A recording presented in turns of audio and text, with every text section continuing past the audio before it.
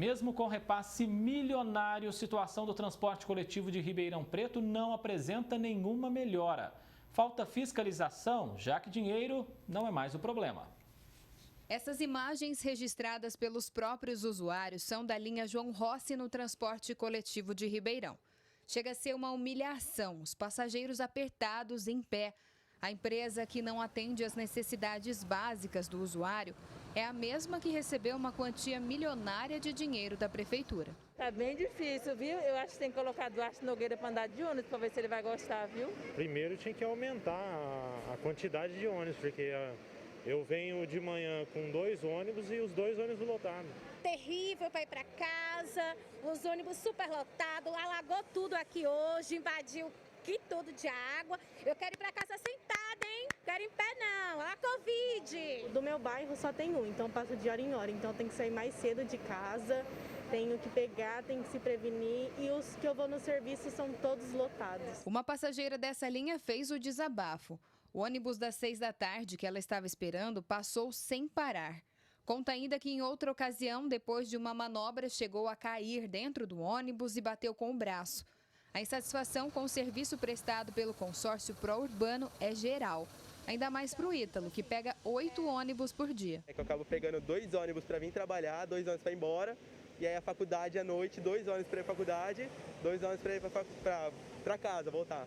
A proposta de repasse partiu do executivo quando o consórcio alegou prejuízos devido à pandemia de Covid. A Câmara votou e aprovou.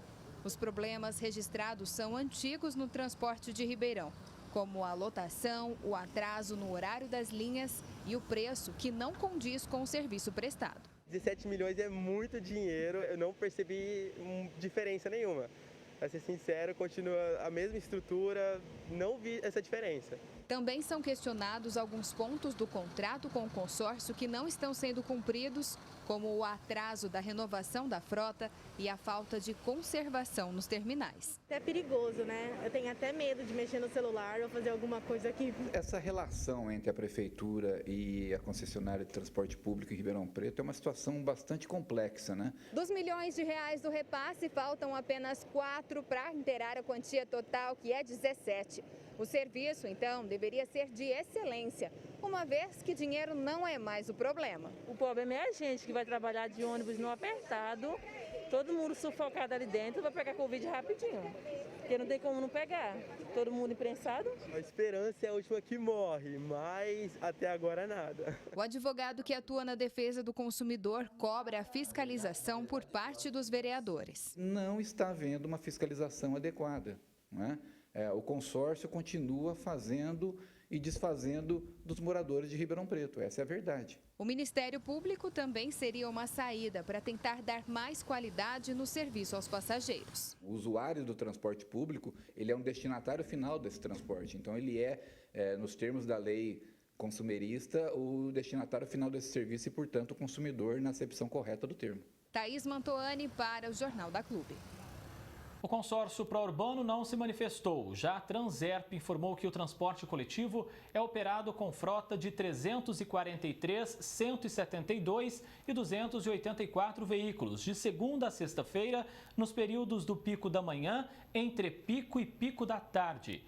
Sobre o João Rossi, esclareceu que o mesmo é atendido pela linha 205 e que de julho a setembro foram apenas 7 reclamações da linha. Reforçou que mantém fiscalização rígida no serviço que é prestado.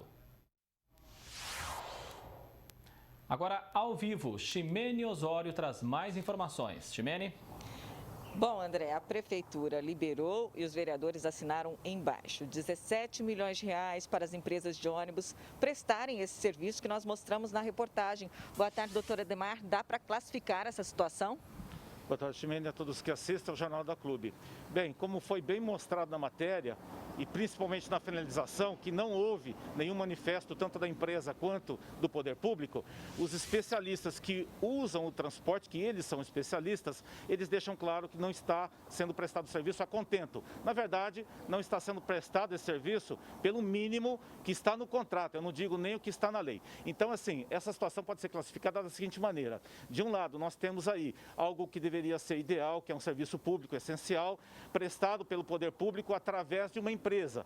E isso poderia acontecer dentro de um regime de normalidade. E temos a situação real. A situação real é essa que assistimos, é essa que quem não usa o sistema de transporte tem que lembrar que também está pagando, porque vem depois do dinheiro que é o erário público, nos impostos, nas taxas. Então, quer dizer, é uma situação de anormalidade. Isso não poderia continuar e eu digo, vamos continuar falando até que exista uma melhoria. Não precisa ser algo perfeito, mas tem que melhorar. Do jeito que está, não pode ficar. E além de não entregar direitos básicos ao cidadão, o poder público acaba humilhando esse trabalhador, esse estudante e a população mais humilde de Ribeirão Preto, que depende desse transporte, né? Exatamente, mas eu lembro que a cidade também, como um mecanismo econômico, precisa que essas pessoas sejam transportadas. Então, quando existe sim, e o verbo é humilhar mesmo, quando existe a humilhação, existe atrás dela, e que começa antes dela, a ilegalidade, o abuso até de poder econômico e do poder político de quem gera esse sistema. Eu lembro também uma situação que foi colocada na primeira pergunta. Os vereadores, eles participam também dessa humilhação. Por quê? No caso do transporte do dinheiro de 17 milhões para o consórcio, os vereadores, eles foram, na verdade, copartícipes da prefeitura, porque eles aprovaram a lei 14.571 deste ano, sabendo que no artigo 2º, parágrafo 9º, não existia ainda apresentado para eles os estudos para justificar o aporte do dinheiro. Então isso é muito grave. Não estamos falando aqui de um erro administrativo, estamos falando de um erro político, de todo o corpo político, do prefeito e dos vereadores. Mas graças a uma ação popular, a tarifa do ônibus não deu um salto no valor pouco antes da pandemia. Isso mostra que a população e os poucos vereadores que fiscalizam o transporte deveriam recorrer mais à justiça? Veja, é uma situação até ambígua, mas realmente pode acontecer e ajuda como essa, que um vereador, antes da pandemia, conseguiu segurar a onda do aumento. Porém, eu lembro o seguinte, essa questão deve ser discutida dentro do ambiente político, da Câmara e da Prefeitura. Então, se falha ali, é porque não tem consenso dos vereadores em relação à necessidade da população. Tanto que um vereador tem que recorrer à justiça. Agora, na justiça é algo também que depende de um lapso de tempo para ser decidido e ser firmado, se mantém ou não. Se não mantiver, que é o que está acontecendo, depois nós vamos assistir de novo outros aportes. 17 milhões num dia, 23 no outro. Por quê? Porque não dá conta de subsidiar o custo. E aí é a grande questão que os vereadores deveriam conversar com o prefeito. Qual o custo do transporte?